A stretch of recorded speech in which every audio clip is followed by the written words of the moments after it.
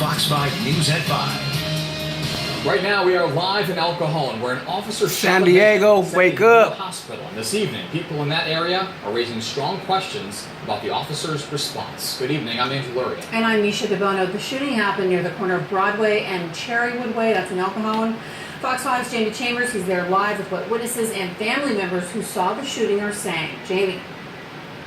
Misha, this is getting more emotional as this afternoon progresses. What we do know right now is at about 2:30 that we have, there was a shooting of a 30-year-old African-American male. Right there is where the actual shooting took place. We've got crime scene investigators that are here on scene trying to sift through the evidence, try to determine exactly what took place in this process. But right now, the community at large does not feel comfortable with what's going on. They feel that this is not a just process, and you get a lot of upset, a lot of frustration through this community across this area.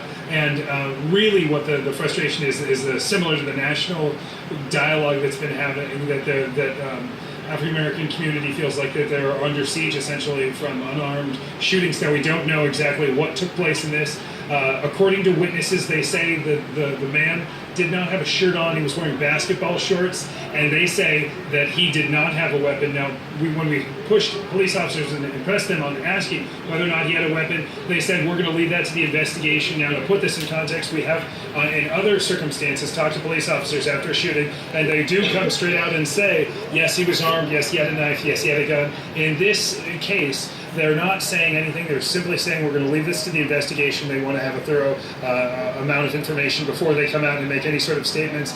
Certainly, there's a lot of tension in the air. Certainly, there's true frustration, fear, and confusion. And I think we have a little bit of sound from a family friend about this incident, and we'd like to roll that now. If you've got it, let's hear what they have to say. From what I know, if you're coming to help somebody, you notify them and let them know, hey, Officer so-and-so standing here. I'm here for this, that, and the third. They didn't say any of that. They just shot him. So if you guys were here to help, why is it the only thing you did was draw your guns? You didn't say freeze. You didn't say stop. You didn't say anything. You just shot this man 5 times in center mass, which means the only thing you came to do was to kill. They're doing nothing but killing black men out here. I have an 11-year-old. My son not going to school tomorrow. Because I don't know if they're going to shoot my son for choosing to ride his scooter down the street. You know, I got black brothers standing right here. Come on now. White man and he was mentally ill. Thank you. Got the proper help he would have Thank you. Why not tase him? If he is covered by 3 police officers, hold on. If he's covered by 3 police officers, why can't you tase him? Why can't you pepper spray him? Use your batons. You have been trained to do this job. Why did you have to kill him? Now, we don't know if the man was killed. We know that he was taken to the hospital. He's been, last we heard he was in critical condition. They're working on him and trying to absolutely save that man's life at the hospital this evening. But that is what we know so far. When we did talk to police officers about getting more specifics on this investigation, we spoke to the lieutenant in charge. This is what he had to say. I really hope that the community in the city of El Cajon allows for the investigation and the details of the investigation to take place and be released as we're allowed to release information as a result of the investigation.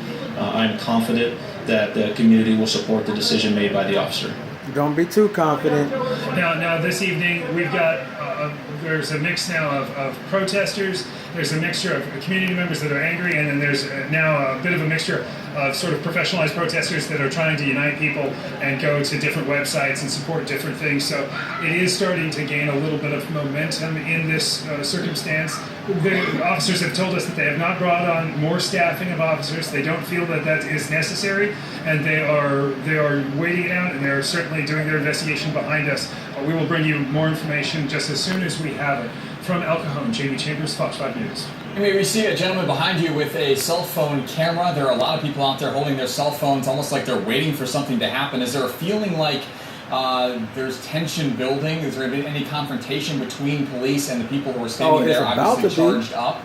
And also the ambiguity. I want to ask you about that, because them not saying whether or not this man was armed, is that something that they're concerned about? Because we saw in Charlotte, ambiguity kind of led to more trouble with them not wanting to release video.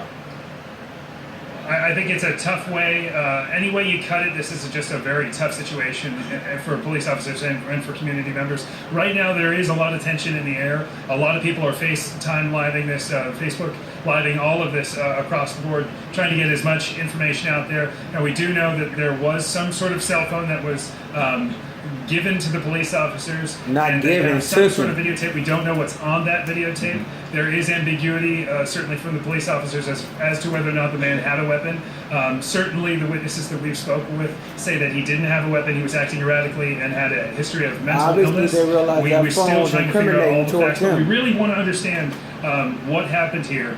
And it's very difficult when you have so much emotion and you also have not a lot of answers coming forthright straight off the top. El Cajon is certainly in sort of a flux this evening, trying to figure out what's going to happen. But we just hope everyone stays calm. Everyone, y'all know what's gonna happen. Gets home safe after this very, very difficult incident. Andrew, All right, Jamie, we know you're piecing together all the facts as best you can and watching what plays out there, and hopefully, like you said, it stays peaceful. We also have another reporter who is there on the scene, and we will continue to gather information as the story continues to develop this afternoon, and we'll check in with them later on in this broadcast this hour. Meanwhile,